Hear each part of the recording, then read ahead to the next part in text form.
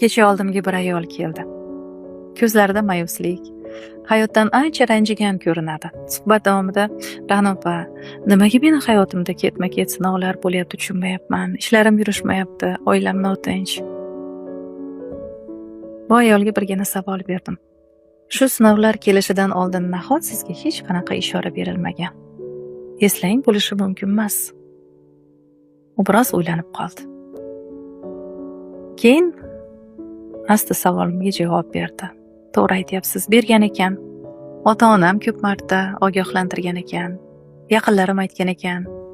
Ko'p xatolarimni o'zim ham bilganman, lekin ko'z yumganman. Boshqalar ham mana shu ishni qilyapti-ku, deganman, deb javob berdilar.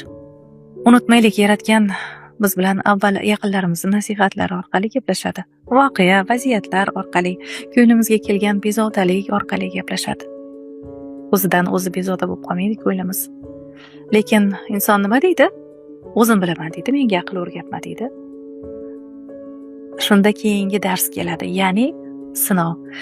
Bu og'riq, xiyonat, bu dard yoki musibat jazo sifatida emas, ishoning, tarbiya sifatida. Chunki ba'zan inson qulog'i bilan eshitmagan haqiqatni o'zi his qilganda tanasi bilan, ko'z yoshi bilan tushunadi. G'ururi qabul qilmagan darsni mana shunaqa sinovlar orqali anglashni boshlaydi.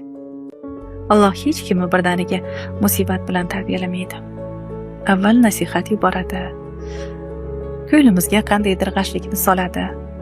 Keyin qiyinchiliklar eshik qoqadi. Faqat inson eshitmasa, hayot darsini qattiqroq o'rganadi-da. Shuning uchun har bir sinovda nimaga men deb emas, "Ya Robbim, men nimani eshitmay qoldim" deb o'zimizga savol beraylik.